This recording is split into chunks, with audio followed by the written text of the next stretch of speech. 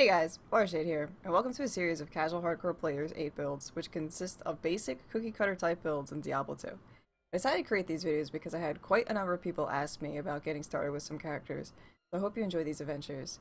First off, how can hardcore players 8 be casual? Unlike other walkthroughs and guides, I wanted to show off a character that can get through a player's 8 setting without endgame gear, such as Enigma and Infinity. There are a lot of awesome guides out there that explain different types of builds and how to create the most powerful and what endgame items you will need to achieve those. But this is going to be a little bit different. This is going to be a walkthrough of how I achieve Hardcore Players 8 casually without all that endgame gear. Most of a high-end gear is obtained by trading or farming way too many hours or just getting incredibly lucky. We're going to try and get through the game with as minimal farming as possible. Now there will still be farming involved, but we will not go into extensive hours on doing so. Hardcore Players 8 will allow me to gain more experience and level up faster, as well as getting more loot. But, in return, monsters will have more life and do more damage. Now, it doesn't necessarily increase the magic find per se, although with more magic finds, you will potentially find great items in Players 8. Now keep in mind, your playthrough may be different if you try this out in Players 1 or Players X setting.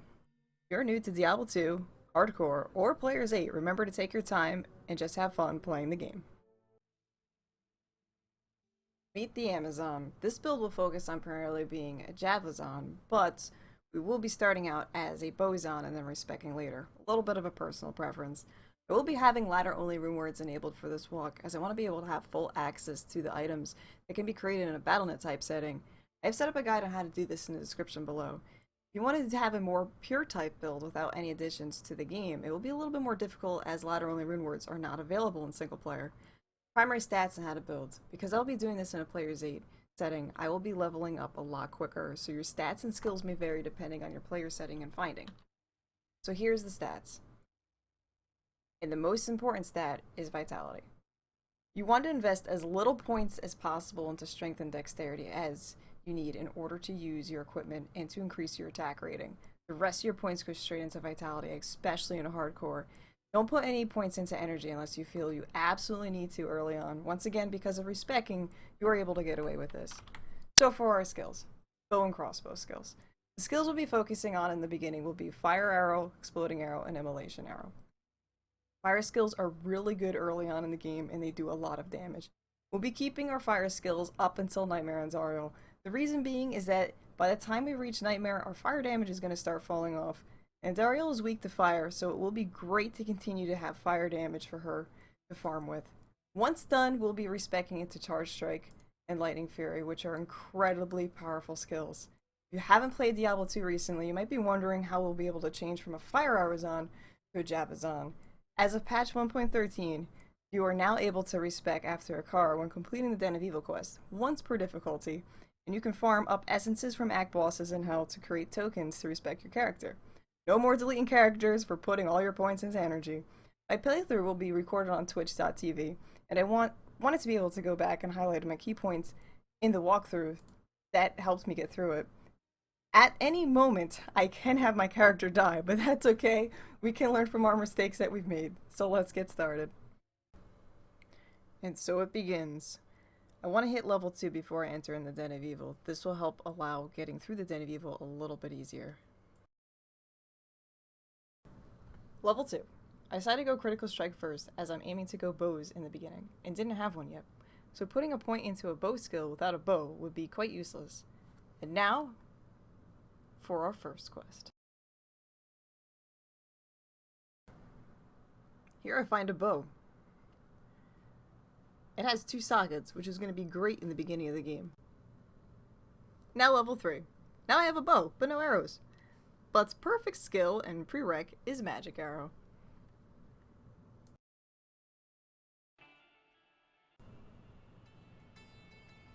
Level 4. Now we got some arrows. Time for Fire Arrow. Make sure you kill all enemies in the Den of Evil to complete the quest. We are currently level 5 upon clearing it. Bloodraven, one of the most annoying unique bosses. She will constantly keep moving around and summon zombies, so make sure to kill her as quick as possible. Remember, don't get surrounded. So I go back to town, because I want to sell a few things. Great items to look for are scepters, wands, gas potions, and throwing knives. They usually have really, really good self-value in the beginning of the game. Always make sure to check for those. Blood Raven down with the javelins. Ooh, a scepter to sell. Ying! Make sure to check out the mausoleum and the crypt for super chests. Here's one. And that was disappointing. So now we're back at town to go sell some things at Charcy. And we find a 3-socketed bow. Look at that. That's awesome. Swap that out. And we'll give our old one to our mercenary. And now, please enjoy this roller coaster ride of emotions when finding items in Diablo 2.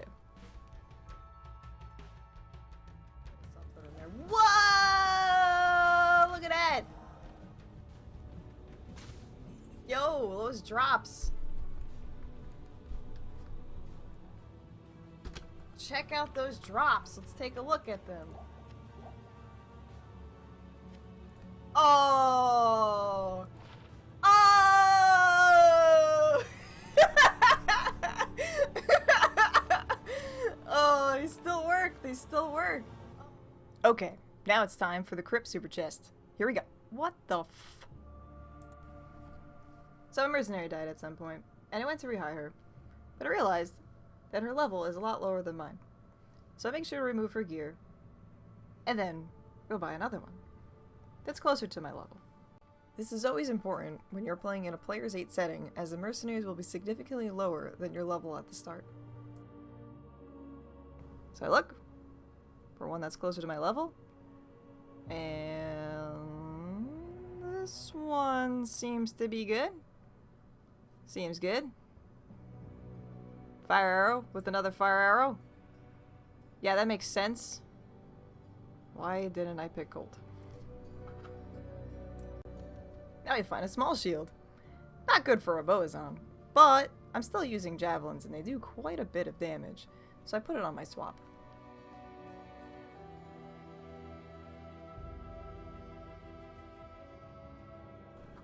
Rakanishu, one of the first underestimated mobs of all time.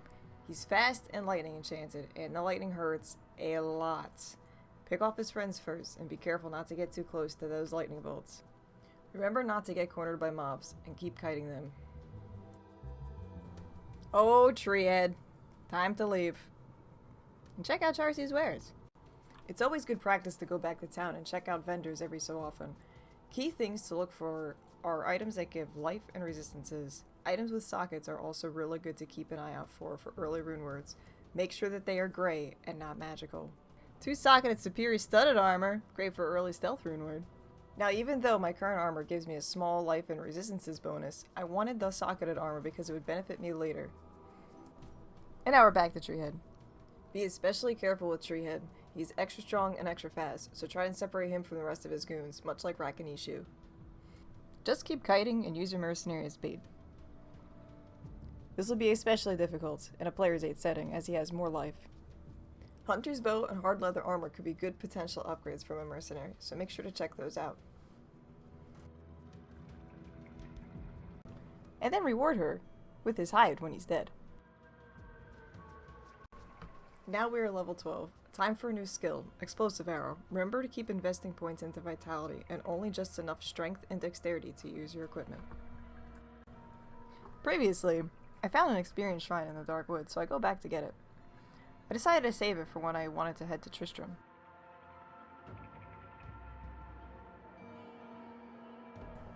And now it's time for Tristram.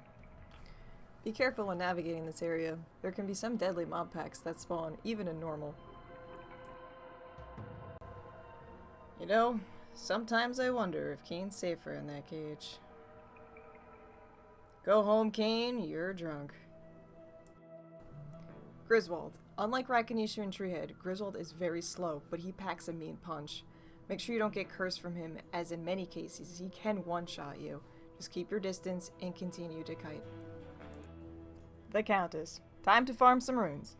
Players 8 and Players 1 settings are very different for Countess. I always kill Countess on Players 8 on the first quest. but she only drops 1 rune, whereas players 1 will drop multiple runes.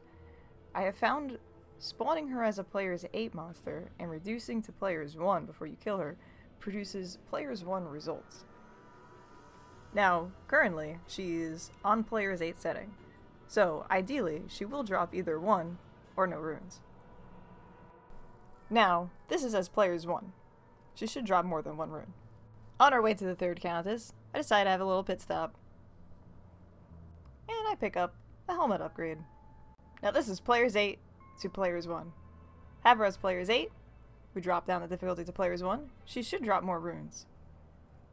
I have tested this numerous amounts of times, and it has worked. Now she will still have the difficulty as a player's 8 mob, but she should have player's 1 drops. And she calls me a liar. So now, let's try it again. Back to player's 1.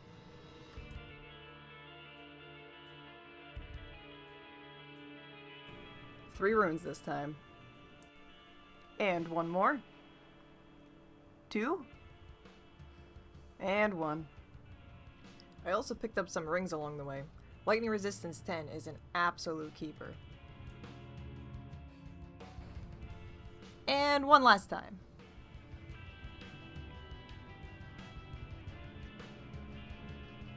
Awesome! I decided to push forward towards the monastery. I didn't find my town rune for early stealth, but I wanted to keep continuing. Blue Butcher! Or just the Smith. Kite him like he's Treehead, Woodfist, or Griswold. Don't get slapped! And nice Griswold drops, guy. Don't forget to get the Malice! And now it's time to deal with Bone Ash. After making it through the jail. Bone Ash is pretty good to farm up. I find some rare boots which could be a potential upgrade. There are some pretty decent stats on these boots. Faster run walk, dexterity, dual resistance, and poison length reduced for Andy. In the catacombs, I find a superior composite bow.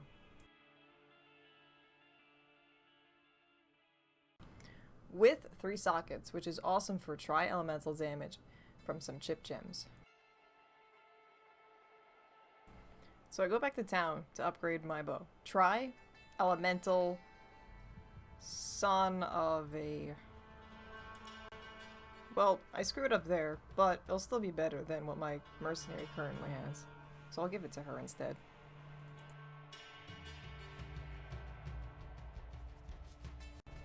I find a stag bow. These bows will always have +1 to bow and crossbow skills, and are great for boosting skill damage. Indariel. The first act boss, Indariel's primary attack is poison damage, so make sure to stack up on antidote potions. Each potion adds an additional 30 seconds, so you can pretty much have poison resistance for a very long time. Make sure you give your mercenary those potions too. Another reason why I picked fire damage at the beginning is because Andariel is actually very weak to fire, and has -50 fire resistance, so take advantage of this. Your mercenary may die a few times along the way, but just keep your distance and kite. An alternative is you can lead her into the room below and have her walk around the pool in the middle of the room. It's a great way to keep your distance from her. And now, for the loot.